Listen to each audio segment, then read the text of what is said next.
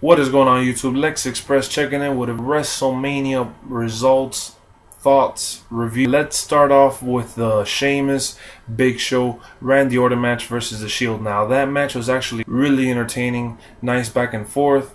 Big Show was getting whooped for a while, did the little hot tag, and the match, equaled out, and it was really, really good. But the result was as I expected. The Shield came out on top, because the team of the Big Show, Randy Orton and Sheamus, imploded as everyone expected it to happen. I thought Randy Orton would turn heel, but instead Big Show's the one that knocked them out. Makes no sense. But next match was the Ryback versus Mark Henry match. That match I had a lot of expectations for, because even though it had no title on the line, I felt that it was going to be good. And it was alright. I was a bit let down by it because I felt they could have done more, and the ending was disappointing because Ryback had Mark Henry on his finisher.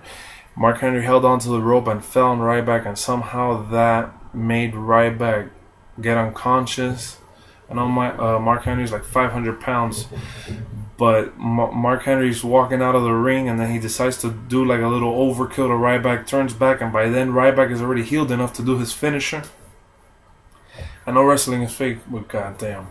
After that, I believe it was the Daniel Bryan and Kane match versus Dolph Ziggler and Big E Langston, which I thought Dolph Ziggler and Big E Langston were get away with the win.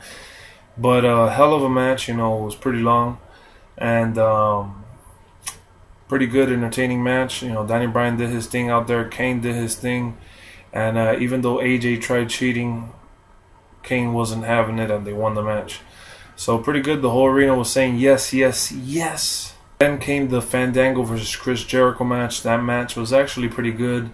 I thought WWE would maybe just make it a 5-minute match, but it was actually longer than 5 minutes. I think it was about 15 minutes. And Chris Jericho put a whoop into Fandango. Fandango stole the win, basically. He had this one kick to the head of Chris Jericho, which basically turned everything around for him. And I'm glad, because a lot of people are doubting Fandango, and he's showing that he could be a promising superstar in the near future. After that, now that one, the Alberto Del Rio versus Jack Swagger match, where I thought for some reason Jack Swagger might win, and then Dolph Ziggler will come out and cash in the Money in the Bank, since they had a little history. But no, Alberto Del Rio came away with the victory. Pretty nice and unexpected, because Jack Swagger looked pretty dominant going into the pay-per-view, and made Alberto Del Rio kind of seem like he was vulnerable at times, and I thought that Jack Swagger might have the upper hand. But apparently he did it. He lost. That was a good match, though. Alberto Del Rio did his thing out there, and I'm really happy of the outcome. After that was it was the Undertaker. Yeah, after that match, it was already the Undertaker match. Was it? I don't even remember correctly, but whatever. If I'm out of order, I'm sorry. The Undertaker versus CM Punk match was tremendous. Everything I expected and more. First, it started with CM Punk putting a beating, then Undertaker putting a beating, then the back and forth. You didn't know who was going to win. And at the end, Undertaker came out with the 21-0 victory. So, yes, really excited Undertaker won. Very, very happy for Undertaker's streak still alive. After that was the Triple H versus Brock Lesnar match. My God.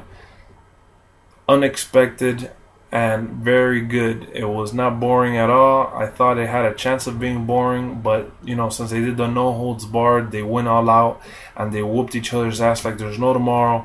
But Triple H came out on top unexpectedly. I actually thought Triple H was gonna lose. I thought it was his retirement match, but no, the game is still on.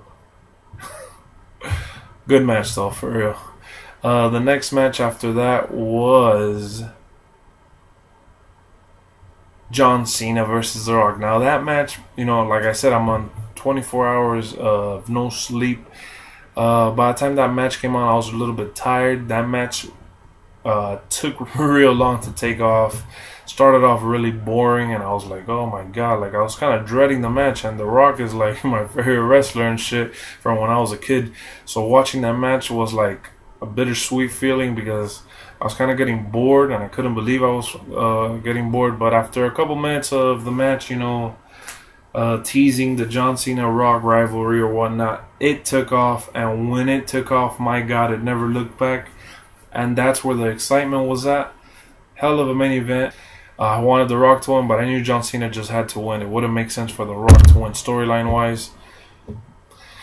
So it was kind of expected, but they did, like, you know, little twists and turns at the end, which kind of got me confused. So it was pretty good. Definitely well worth the money. Peace. Let me know what you guys thought.